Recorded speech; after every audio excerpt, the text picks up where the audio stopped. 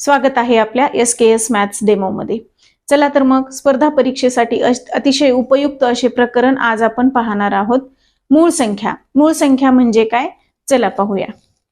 मूळ संख्या म्हणजे काय बघा, अशी संख्या ज्या संख्येला फक्त एक आणि तीच संख्या असे दोनच अवयव असतात, अशा सर्व संख्यांना मूळ संख्या असे म्हणतात। उदाहरणार्थ पहा, 2 आहे। 2 चे अवयव जर आपण पाहिले तर बघा 1 आणि 2 हे दोनच अवयव पडतात 2 चे। तिसऱ्या कुठल्याही संख्येने 2 ला पूर्ण भाग जात नाही आणि म्हणून 2 ही संख्या मूळ आहे। त्यानंतर 3 बघा, 3 ला सुद्धा 1 आणि 3 या दोनच संख्यांनी पूर्ण भाग जातो आणि म्हणून 3 सुद्धा मूळ संख्या आहे। 5 बघा, 5 ला सुद्धा 1 आणि 5 या व्यतिरिक्त तिसरा कुठलाही अवयव नाही आणि म्हणून 5 ही सुद्धा मूळ संख्या आहे। त्यानंतर बघा 7 तशीच आहे, 11 सुद्धा तशीच आहे।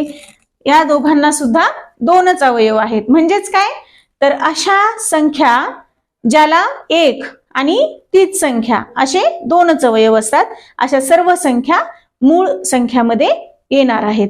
त्यानंतर बघा 3, 5, 7, 11 या सर्व संख्या आपल्याला विषम दिसत आहेत, पण इथं मूळ संख्यामध्ये फक्त 2 ही संख्या अशी आहे की जी सम आहे आणि म्हणूनच सम असणारी मूळ संख्या 2 ही एकमेव आहे।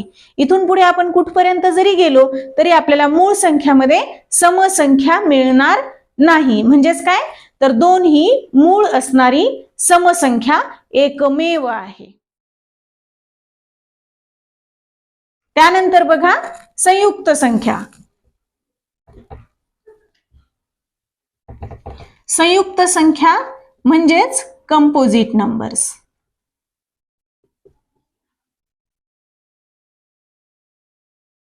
आताच आपण पाहिलं की जर 2च अवयव असतील तर त्या मूळ संख्या, आणि जर 2 पेक्षा जास्त अवयव असतील तर अशा संख्यांना आपण संयुक्त संख्या असे म्हणणार आहोत। तर मग बघा 4 आहे, 4 चे अवयव पाहूया आपण। 1 आणि तीच संख्या तर प्रत्येक संख्येचे अवयव असतातच। अजून 2 च्या पाढ्यामध्ये 4 येतात पहा, आणि त्यानंतर 4 हा सुद्धा 4 चा अवयव असणार आहे। 2 पेक्षा जास्त अवयव झाले आणि म्हणून ज्या संख्येचे 2 पेक्षा जास्त अवयव असतील त्या संख्यांना संयुक्त संख्या कंपोजिट नंबर्स असे म्हणतात। बघा त्यानंतर 6 घेऊन पाहूया आपण।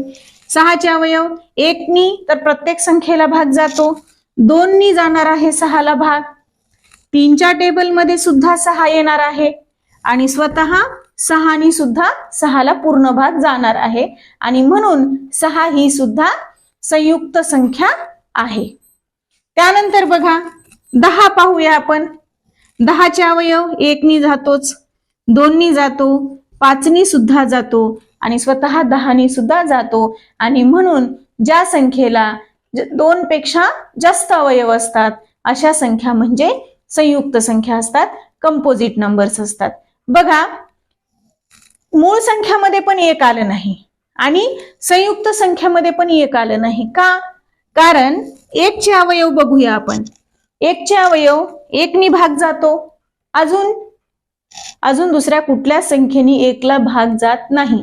मग मूळ संख्येमध्ये 2च अवयव असतात आणि संयुक्त संख्येमध्ये 2 पेक्षा जास्त अवयव असतात, पण इथं 1 ला तर 1च अवयव आहे आणि म्हणून 1 ही संख्या मूळही नाही आणि संयुक्त सुद्धा नाही। 3 घेऊया आपण आणि 3 नंतर 5 बघा। 3 आणि 5 ह्या दोन्ही मूळ संख्या आहेत। दोघांमध्ये फरक किती येणार आहे? 5 - 3 केल्यानंतर येणार आहे 2। आपल्याला फरक कितीचा पाहिजे? 2 चा पाहिजे आणि म्हणून 3 आणि 5 ही जोडमूळ संख्येची जोडी असणार आहे। जोडमूळ संख्या ह्या नेहमी जोडीमध्ये असतात, त्यांची पेयर असते, ट्विन प्राइम नंबर्सची पेयर असते। अजून बघा 5 आणि 5 नंतर येणारी मूळ संख्या आहे 7 आणि दोघांमधला फरक सुद्धा 2 आहे आणि म्हणून 5 आणि 7 ही सुद्धा जोडमूळ संख्येची जोडी आहे।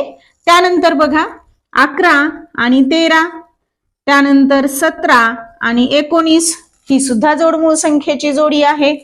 त्यानंतर 29 आणि 31 या सुद्धा दोघांमध्ये दोन मूळ संख्यांमध्ये 2चाच फरक आहे, म्हणून ही सुद्धा जोडमूळ संख्येची जोडी आहे.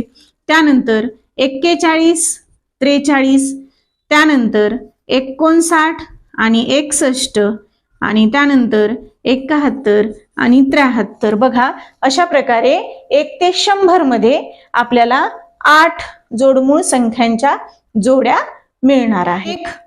त्यानंतर बघा सहमूळ संख्या, को प्राईम नंबर्स. तर मग बघा, सहमूळ संख्या म्हणजे काय?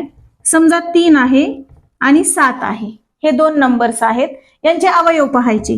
3चे अवयव काय येणार आहेत? 1 आणि 3.